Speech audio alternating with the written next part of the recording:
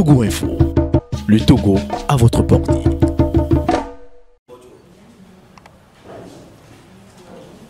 11 d'entre eux viennent d'être transférés à la prison civile de Thiévié, dans la préfecture de Zior, après un jugement sommaire dans les locaux de la gendarmerie, intervenu le 1er juin 2020, en l'absence de leur avocat et privés de leur droit de défense.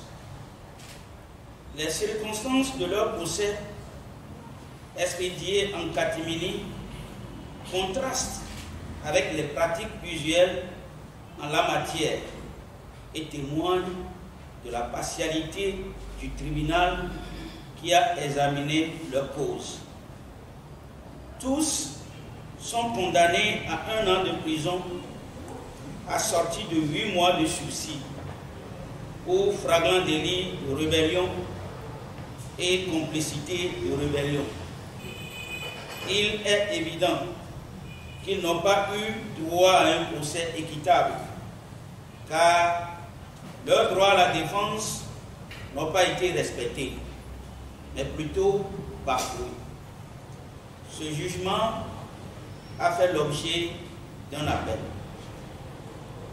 Enlevé Manu Militari le 21 avril 2020, suite à l'arrestation du docteur Gabriel Agueme Mensah Kodjo à son domicile, les 16 prisonniers politiques de la dynamique Monseigneur Kodjo furent déposés à la prison civile de Lomé le 25 avril 2020. Le procureur de la République avait pour tout délai jusqu'au mardi 28 avril 2020, la veille, le lundi le 27 avril étant un jour férié. Dès lors, depuis le 29 avril 2020, les prévenus de la dynamique Monseigneur Kodjo sont en détention arbitraire et devaient être présentés à un juge afin qu'il statue sur la légalité de leur détention et à défaut les mettre en liberté. C'est la raison pour laquelle leurs conseils ont saisi en procédure habeas corpus la chambre d'accusation. Contre toute attente et malgré la procédure en cours au niveau de la chambre d'accusation le 1er juin 2020, dans une précipitation inacceptable, les prévenus ont été jugés de façon expéditive dans les locaux de la gendarmerie nationale, privés de l'assistance de leur conseil et en l'absence de toutes les conditions minimales devant assurer un procès équitable. Au regard de tout ce qui précède, la dynamique Monseigneur Kodjo exige la libération immédiate et sans condition des jeunes patriotes, car il va de la crédibilité de la justice togolaise. Maintenir ces jeunes patriotes dans les liens de la détention relève de l'arbitraire, à l'instar de la persécution politique dont le président Dr Gabriel Agueme Mensah Kodjo fait l'objet depuis qu'il réclame légitimement sa victoire obtenue lors de l'élection présidentielle du 22 février 2020. Cette situation de déni de droit dont sont victimes ces détenus de la dynamique Monseigneur Kodjo a été amplement exposée le 29 mai 2020 aux diplomates réunis au sein du G5 qui en ont pris note.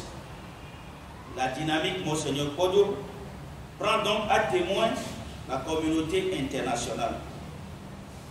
La dynamique Monseigneur Kodjo lance un appel solennel à l'ONU, à la France, à l'Allemagne, aux États-Unis, à l'Union européenne, à la CEDEAO, à l'Union africaine, afin qu'ils interviennent au niveau du gouvernement togolais pour le respect de la séparation des pouvoirs et pour le respect des droits de l'homme. La dynamique Monseigneur Kodjo demande à la Commission des droits de l'homme et des peuples de l'Union africaine, à la Commission Justice et Paix du Vatican, aux organisations de défense des droits de l'homme, à la CNDH, à la Commission des droits de l'homme de l'ONU, à Amnesty International, à Human Rights Watch, la FIDH, à la Conférence des évêques du Togo et de toutes les organisations de défense des droits de l'homme, afin qu'ils usent de tous les moyens nécessaires pour faire entendre raison au gouvernement togolais pour la libération immédiate de tous les détenus politiques qui croupissent dans les geôles de la dictature togolaise.